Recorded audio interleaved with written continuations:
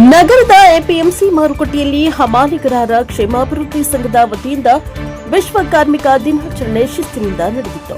AICC ಸದಸ್ಯ ರಕ್ಷಾ ರಾಮಯ್ಯ ಕಾರ್ಯಕ್ರಮದಲ್ಲಿ ವಿಶೇಷ ಆಹ್ವಾನಿತರಾಗಿ ಭಾಗವಹಿಸಿ ಮಾತನಾಡಿ, ಕಾರ್ಮಿಕರ ಶ್ರಮವೇ ದೇಶದ ಅಭಿವೃದ್ಧಿಗೆ ಆಧಾರವಾಗಿದ್ದು ಅವರ ಸೇವೆಯನ್ನ ಗೌರವಿಸುವುದು ನಮ್ಮ ಕರ್ತವ್ಯ.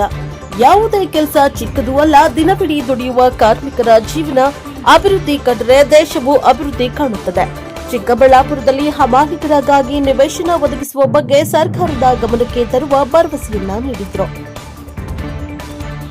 ಹಿರಿಯ ವರ್ತಕ ಕೆವಿ ಸುರೇಶ್ ಮಾತನಾಡಿ, ಸಾವಿರಾರು ಕಾರ್ಮಿಕರ ಶ್ರಮದಿಂದಲೇ ನಮ್ಮ ಜೀವನ ಸುಖಕರವಾಗಿದೆ. ಅವರಿಗೆ ಗೌರವ, ಆರೋಗ್ಯ ಸೌಲಭ್ಯ, ಉತ್ತಮ ವಾತಾವರಣ ಮತ್ತು ಮಕ್ಕಳಿಗೆ ಶಿಕ್ಷಣ ಸಿಗಬೇಕು. 2013ರಿಂದ ನಿವೇಶನಕ್ಕಾಗಿ ಹೋರಾಟ ನಡೆಸ್ತಾ ಇದ್ರು. ಏನೋ ಪರಿಹಾರ ಸಿಗದಿರುವುದು ವಿಷಾದಕರ ಎಂದರು. ಇದೇ ವೇಳೆ ಅವರು ಹಮಾಲಿಗರಿಗಾಗಿ ನಿವೇಶನ ಕಲ್ಪಿಸಲು ಸರ್ಕಾರದ ಗಮನಕ್ಕೆ ತರಲು ಮನವಿಯನ್ನ ಮಾಡಿದರು. ಈ ಸಂದರ್ಭದಲ್ಲಿ ಕೂಲಿ ಕಾರ್ಮಿಕರನ್ನ ಸನ್ಮಾನಿಸಲಾಯಿತು. ರಕ್ಷಾ ರಾಮಯ್ಯ ಹಾಗೂ ಕೆಪಿ ಸುರೇಶ್ ಅವರಿಗೆ ಗೌರವವನ್ನ ಸಲ್ಲಿಸಲಾಯಿತು. ಬ್ಯೂರೋ ರಿಪೋರ್ಟ್ ಸಲಾಹುದ್ದೀನ್ ಎನ್ಕೆ, ಟಿವಿ4 ಚಿಕ್ಕಬಳ್ಳಾಪುರ.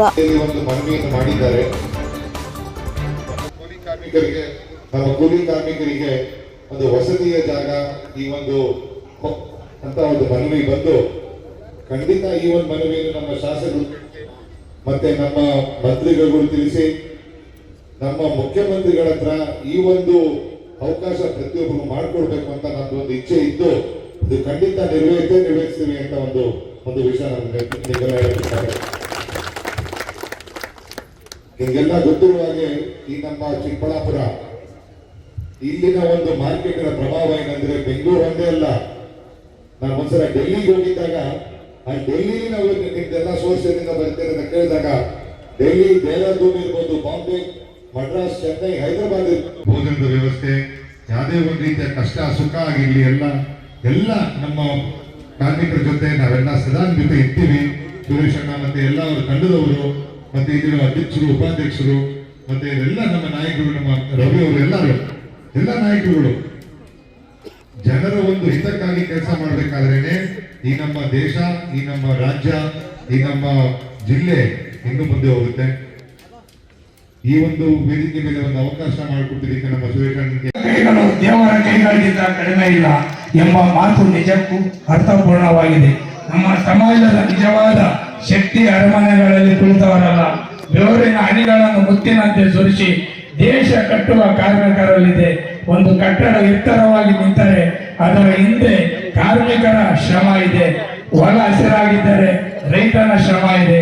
ನಮ್ಮ ಜೀವನ ಸುಗಮವಾಗಿದ್ದರೆ ಅದರ ಹಿಂದೆ ಸಾವಿರಾರು ನಮ್ಮ ಕಾರ್ಮಿಕರ ಶ್ರಮ ಇದೆ ಎಂಬ ಸಂದೇಶ ನಾವು ಹೃದಯದಲ್ಲಿ ಅಚ್ಚೊತ್ತುಕೊಳ್ಳಬೇಕು.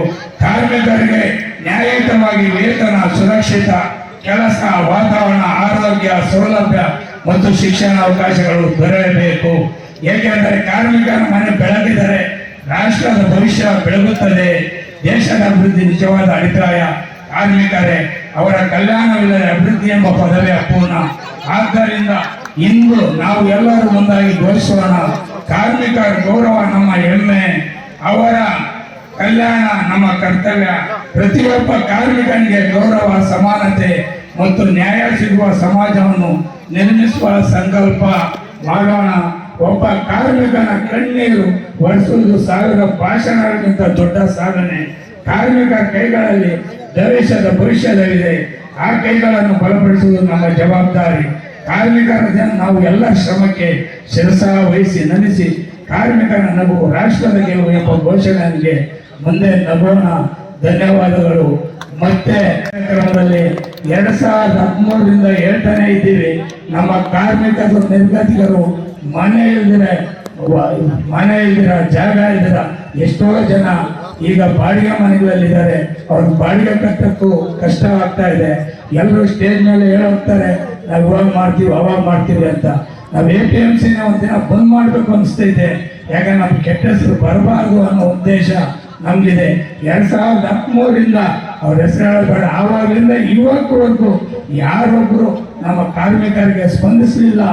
ಅದಕ್ಕೆ ನಮ್ಮ ರಕ್ಷಾ ರಾಮಯ್ಯ ಅಣ್ಣ ಹತ್ರ ಅಧಿಕಾರ ಇರ್ಬೋದು, ಆದರೆ ಅವ್ರಿಗೆ ಮನಸ್ಸು ಮಾಡಿದ್ರೆ ಈಗ ನಮ್ಮ ಮುಖ್ಯಮಂತ್ರಿಗಳ ಹತ್ರ ಅವರೊಬ್ಬ ಅಣ್ಣ ತಮ್ಮಂದ್ರಿಗಿಂತ ಹೆಚ್ಚಾಗಿದ್ದಾರೆ. ಇಲ್ಲಿ ಯಾರು ನಿರ್ಗತಿಗರಿದ್ದಾರೆ ಸರ್ಕಾರಿ ಜಾಗ ಗುರ್ಸಿ ಅವರಿಗೆ ಒಂದು ಮನೆ ಮಾಡಿಕೊಟ್ಟಿದ್ದಾರೆ. ಮುಂದಿನ ದಿನಗಳಲ್ಲಿ ಎಲ್ಲ ಕಾರ್ಮಿಕರೆಲ್ಲ ಇಡೀ ಚಿಕ್ಕಬಳ್ಳಾಪುರ APMC ವರ್ತಕರು ಜನತೆ ಅವರು ಹಿಂದೆ ಇರ್ತಾರೆ.